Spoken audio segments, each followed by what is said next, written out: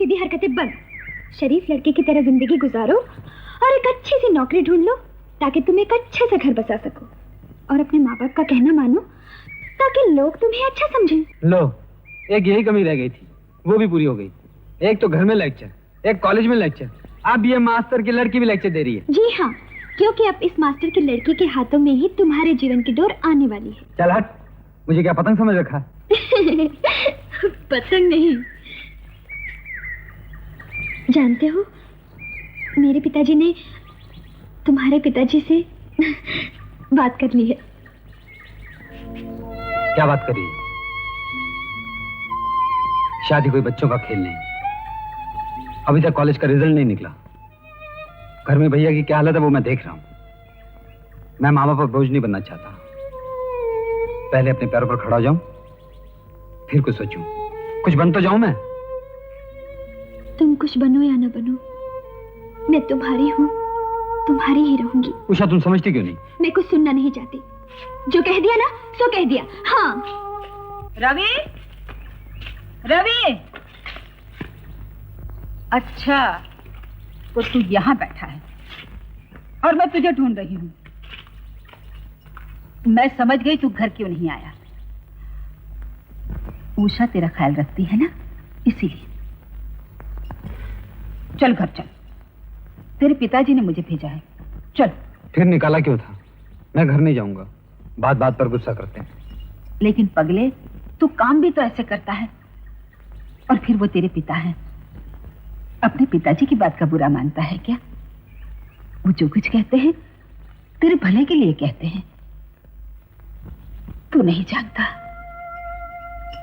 आजकल वो कितने परेशान हैं।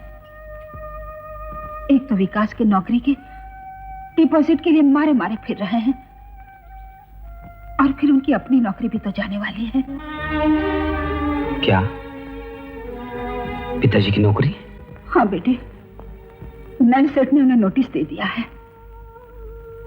कम से कम विकास को नौकरी मिल जाती तो सहारा हो जाता। लेकिन अब 5,000 रुपए कहां से आएंगे? 5,000? गौरी बाबू, सेठ जी आ गए क्या? नहीं मुनीम जी, सेठ जी तो बुधवार को आएंगे। अच्छा तो गौरी बाबू, ये लीजिए 15,000 रुपए और तिजोरी में रख दीजिए। हाँ, चाबी अपने पास रख लीजिएगा। सेठ जी आएंगे, उनको दे देना। लेकिन मुनीम जी, आप कहाँ जा रहे हैं? मैं जरा जमीन के मुकदमे के सिलसिले में कचहरी जा रहा हूँ और फिर 2-3 काम और भी हैं शहर में। 3-4 रोज के बाद वापसी होगी। अच्छा, नमस्कार। अरे आओ आओ भाई गौरी शंकर। सुनाओ भाई, कैसे हो? ठीक हूँ। क्या बात है भाई, बड़े परेशान नजर आ रहे हो? हाँ भाई बिहारी लाल, एक मुसीबत में फंसा हूँ, इसीलिए मैं तुम्हारे पास आया हूँ। मुझे 5,000 रुपए की जरूरत है। ये अचानक 5,000 रुपयों की जरूरत कैसे पड़ गई? मेरे बेटे विकास की नौकरी के लिए डिपॉजिट देना पड़ेगा। ओ अच्छा अच्छा। तो भाई सुबह आना था गौरी शंकर। अब देखो ना, सुबह ही तो मैंने सारा रुपया किसानों में बांट दिया और अब तुम आए हो। लेकिन तुम फिक्र मत करो, परसों आन के तुम रुपया ले जाना। लेकिन उसे तो कल ही भरना पड़ेगा। कल? कल तो बड़ा मुश्किल है भाई। देखो, परसों बुधवार है, परसों मेरा रुपया मेरे पास आ जाएगा, तुम ले जाना।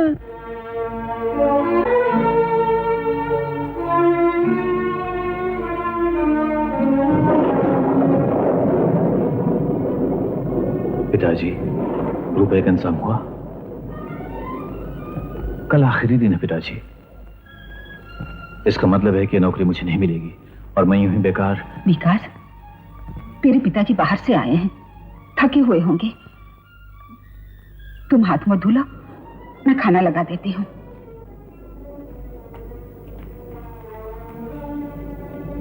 चलो, खाना तैयार है, आप।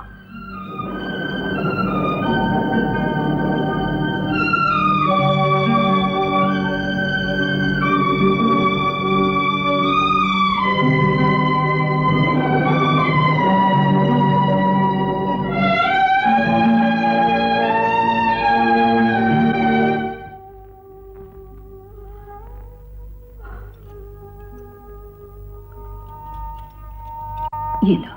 क्या है सावित्री? ये थोड़े से गहने हैं, विकास की नौकरी के लिए इन्हें बेचकर जो कुछ पैसे। नहीं नहीं, यही तो तेरे पास थोड़े से गहने रह गए हैं, इन्हें भी बेचकर। तो क्या हुआ, कम से कम तुम्हारी चिंता तो दूर हो जाएगी। लो। नहीं सावित्री, इन्हें बेचकर भी पूरे पैसे नहीं मिलेंगे और काम भी नहीं होगा और चीज हाथ से भी निकल जाएगी। जा इसे रखते हैं। नंदा,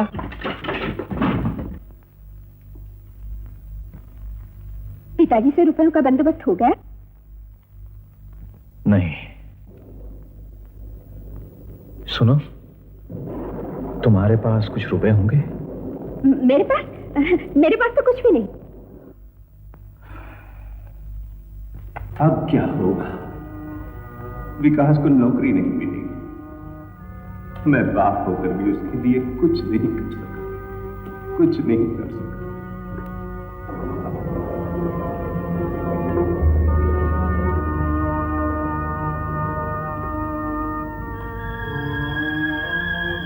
मैं बाप होकर उसके लिए कुछ नहीं कर सका, कुछ नहीं कर सका।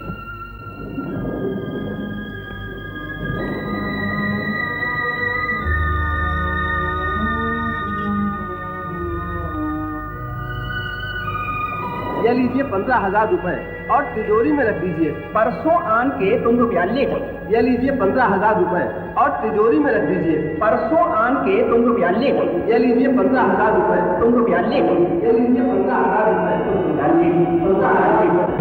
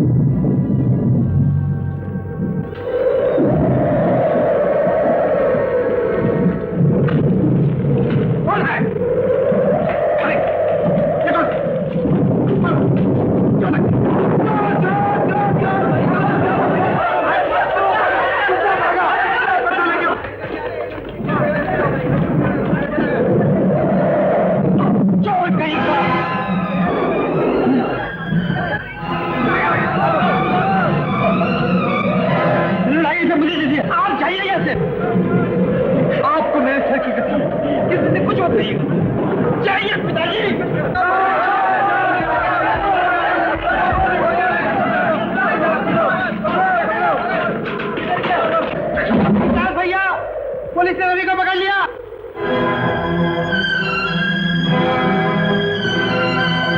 विकास, देख तेरे पिताजी को क्या हुआ?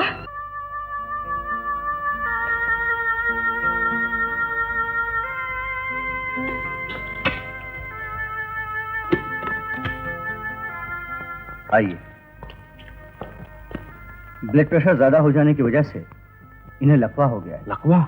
देखिए, ख्याल रखिएगा, इन्हें कोई सदमा न पहुंचना चाहिए, वरना इनकी जिंदगी को खतरा पहुंच सकता है। लीजिए, इससे सुबह शाम मालिश कीजिएगा, बाकी दवा हर 4 घंटे के बाद दीजिएगा। जी अच्छा।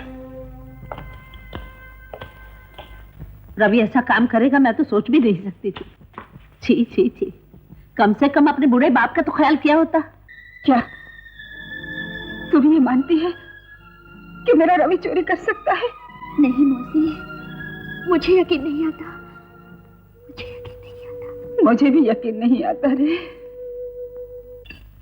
ये लो, तुम्हें नौकरी के लिए पैसे भरने थे ना?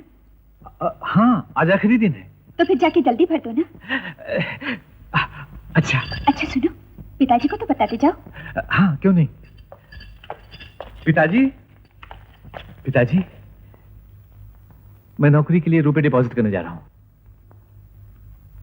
मुझे लगा कि रुपयों का इंतजाम नहीं हो सकेगा, इसलिए मैंने चाचा जी से ले लिए थे। हाँ पिताजी, मैं जाऊं? मैं जाता हूं पिताजी। चलो। बहू, काश तू ये रुपए कल देती हो तो आज ये सब कुछ नहीं होता। बेटा, ये कुछ जेवर हैं, इन्हें बेचकर तो रवि के लिए कोई अच्छा वकील कर ले। माँ, इनसे कोई फायदा नहीं होगा। रवि रुपयों के साथ पकड़ा गया है। क्योंकि मुजरिम ने चोरी के जुर्म का इकरार कर लिया है और उसका यह पहला जुर्म है, उसकी यह उम्र देखते हुए अदालत रियायत करती है और उसे सुधरने का मौका देती है।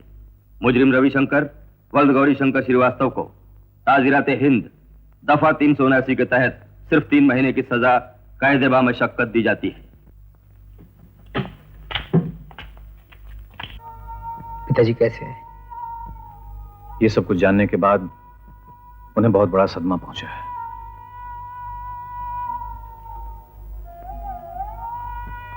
तुम्हारी नौकरी का क्या हुआ? मिल गई। चलो अच्छा हुआ। चलो रवि। मैं चलता हूं भैया। मां और पिताजी का ध्यान रखना।